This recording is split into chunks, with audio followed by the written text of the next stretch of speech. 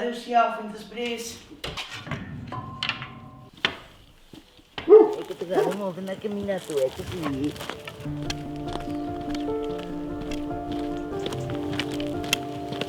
Al matí, quan me llevo, vaig a caminar. Aleshores, esclar, jo estic trepitjant, no vaig en camí asfaltat, jo no en tinc de camins asfaltats, tinc camins. Aleshores, aquí doncs em trobo amb terra i amb rocs i amb tot. La terra és una cosa que no hi donem valor, perquè la trepitgem cada dia i no en fem cas, però que si allò li poses una mica d'imaginació, pots fer realment obres d'art.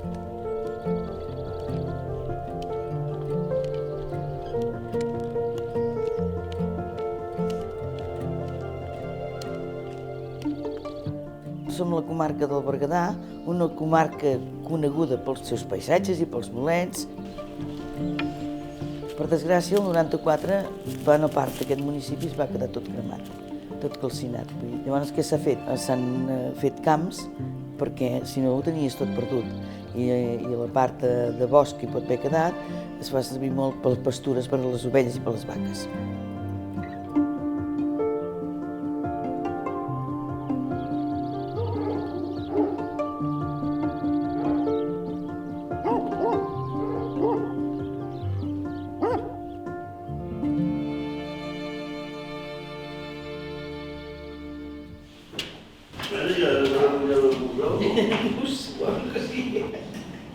Suposo que sí.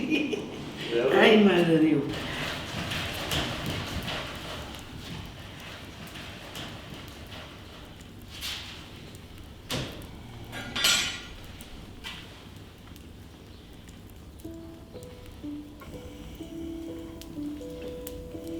Si pot tornar, no es pot tornar de qualsevol manera, perquè si no llavors és fumat. Perfecte.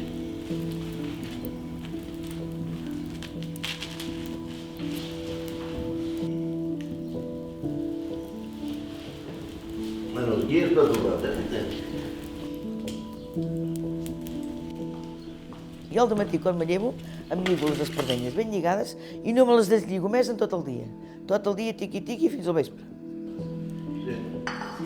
No vaig a treballar fora, jo treballo a casa i faig tot el que feia la dona abans. Com la pagesa d'abans.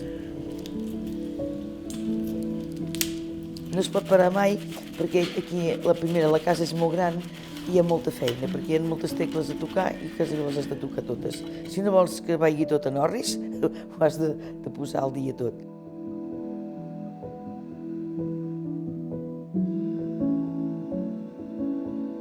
Jo vaig néixer en una masia que es diu Can Gener de Tolis, que és del segle XIII, una part només, perquè en aquestes cases s'hi han fet moltes modificacions i aleshores sempre queda la part vella, que no es toca, que és la part de la bodega, la part del celler, una sala gran, part de l'entrada.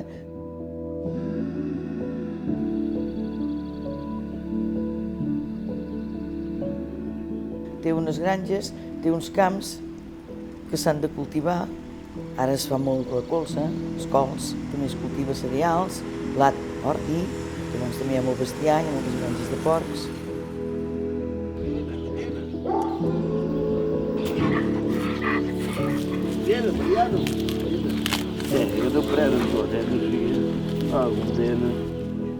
La vida de pagès és com un convent, més perquè hi ha més monges, no? Però aquí portes una mica així un horari com els convents, no? Tal hora fas això, tal hora fas això, perquè saps què passa? El desordre no es fa res.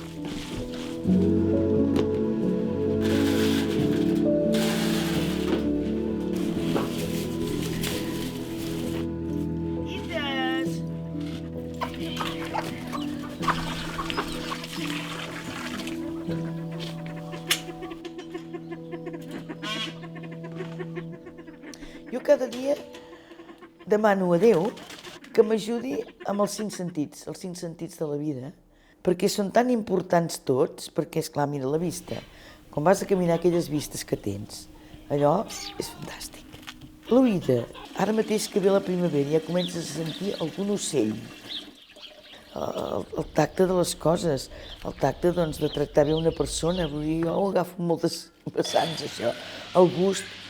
el gust del menjar, el gust de posar una taula ben posada, tot això és important, els 5 sentits, per poder fer les coses bé, no sols per mi, sinó pels altres.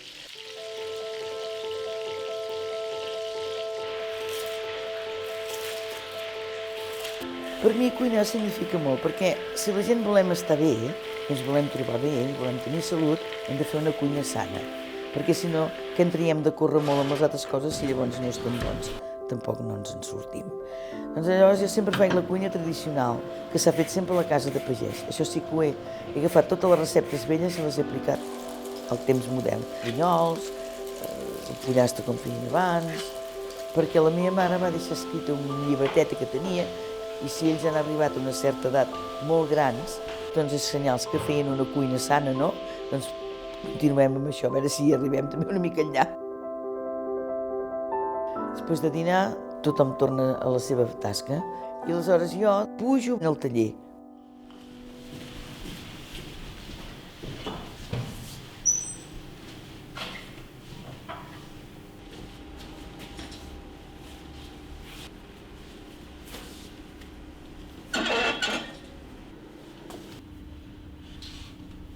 Aquí a Pagès era complicat fer això, perquè el meu pare deia aquesta mossa no en farem res. Ell deia que això eren tonteries. I la primera vegada que em van encarregar una peça va dir t'han encarregat coses, que és estrany que t'hagin encarregat aquestes tonteries, t'han encarregat. Sí, m'han encarregat que els hi fes bolets o que els hi fes no sé què. Perquè per ell, la dona de pagès era fer tot el que es fa normal a Pagès sense fer res d'aquestes variants. Anava amb les bèsties i fer el menjar, tot el que feia la dona de pagès. I això a ell no li quadrava. Llavors tot ho vaig haver d'aprendre a partir dels 18 anys, perquè no depenia de ningú. 600 amunt i 600 avall.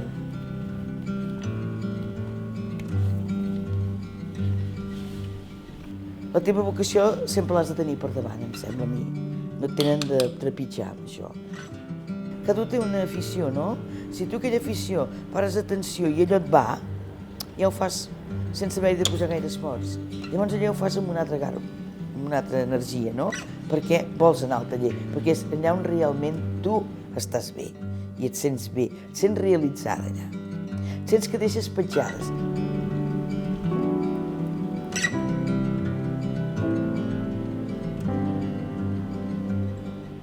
És donar a conèixer el món del bolet, que és fantàstic, perquè és un món que m'agrada, perquè t'ho dic, perquè encara ningú l'ha empastifat, encara ningú hi ha anat a fer res.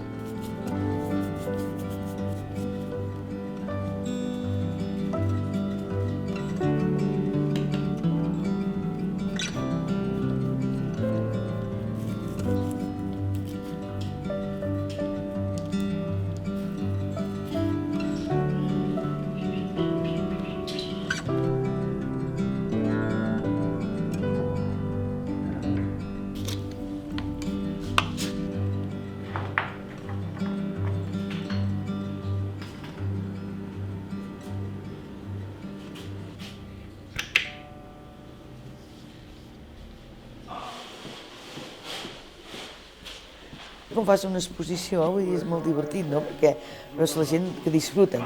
I penses, mira, veus, ara tu els estàs fent passant una estona divertida aquí. I això ja m'agrada, a part de la cultura que pots donar. Dona coneixement a molta gent que potser no el tindrien, aquest coneixement. Doncs el millor és tenir un museu que tu puguis estar davant d'aquell bolet l'estona que et doni la gana. I que el coneguis. Quan la gent va al bosc han de reconèixer aquell bolet. Han d'estar ben fets.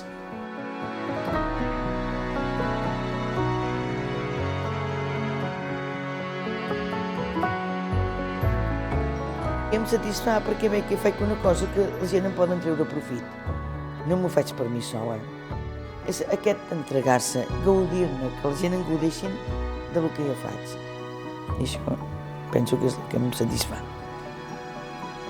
Per mi m'omple molt això.